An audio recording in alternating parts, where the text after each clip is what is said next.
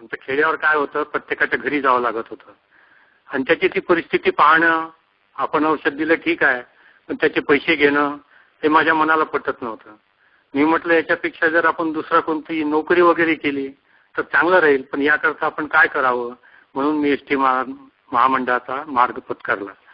ST महामंडळामध्ये केवळ नोकरी केली नाही आपण, तर ती अतिशय मनापासून केली.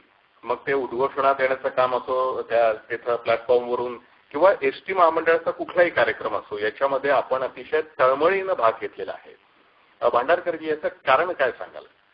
कारण म्हणजे गरीब लोकांची परिस्थिती आणि हे सर्व गोष्टी पाहून असं वाटलं का काहीतरी आपल्या समाजातही सुधारणा व्हावी आणि लोकांना कळावं का खरोखरच एसटीमध्ये काही कलावंत लोक आहेत. एसटी बदनाम लोक, पहिले काही लोकांनी बदनाम केलं होतं तिला, त्यामुळे आम्ही त्याला सुधारण्याचा खूप प्रयत्न केला आणि एसटीने मला एक रथ म्हणून दिला होता. तो पूर्ण महाराष्ट्रात फिरवायचा होता आणि जो आमच्या यवतमाळला आला आणि आम्ही त्या रथामध्ये बसून सर्व लोकांना एसटीबद्दल सांगितलं की एसटीने प्रवास हा का करावा आणि गावोगावी आम्ही उमरखेड पासून ते इकडे वर्धेपर्यंत सर्व ठिकाणी तो रथ फिरवला. भांडारकरजी, मग तुमचं शिक्षण वगैरे म्हणजे जे बालपण आपण म्हणतो, तर मग ते यवतमाळातच गेलं की कुठे खेड्यावर गेलं? माझं खेड्यावरच गेलं सर. बरं, वडील काय करायचे? माझे वडील जनपद काउन्सिलर होते. अच्छा. घरी भाऊ बहिणी किती? मला 4 भाऊच होता मी. अच्छा. एकंदरीत तुमचा जो स्वभाव आहे तो थोडा मिश्किल आहे. कलावंताचा स्वभाव आपण जो म्हणतो, परंतु त्याच्यातही तुम्हाला मिमिक्री करायला खूप आवडतं. तर जरा याची सुरुवात कशी काय झाली? म्हणजे याचं कारण काहीतरी असेलच की नाही? कारण काय सांगणार, पण तरी पण काय असते, आपल्याला पाहून कोणाला तरी हसी यावी, नाही हे हसलं पाहिजे. परंतु हा जो गुण आहे तुमच्यातला, तर हा बालपणी पण होता की नंतर? नाही, बालपणापासूनच आहे. अच्छा, लहानपणापासून. हो, लहानपणापासून. काय झालं त्याचं? लहानपणापासून त्यावेळेस ते जॉनी वॉकरचा जमाना होता. कोणी जॉनी वॉकर म्हणायचे, कोणी सोमार्या म्हणायचे आणि मी आपले छोटे छोटे जरी कुठे कार्यक्रम असले त्या कार्यक्रमात मला लोक उभं करून द्यायचे. तर काहीतरी ऐकावा म्हणून त्या खेडे विभागात जे काही होत असेल प्रोग्राम ते मी ऐकत होतो.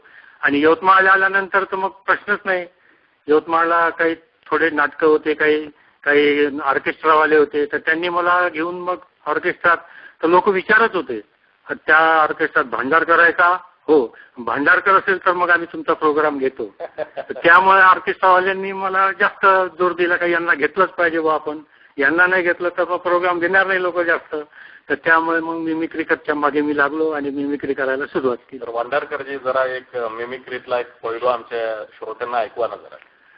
मिमिक्रीतला पैलू आता सध्याचा म्हणजे त्यावेळेस आम्ही नकला वगैरे करत होतो, परंतु आता नकलाचा जमाना राहिलेला नाही आहे. सध्या मराठीचे पिक्चर कसे निघतात ते तुमच्या पुढे सादर करतोय. भन्नाट भानूचा पांडवलदारा सोबत गल्ली ते दिल्लीत गोंधळात गोंधळ.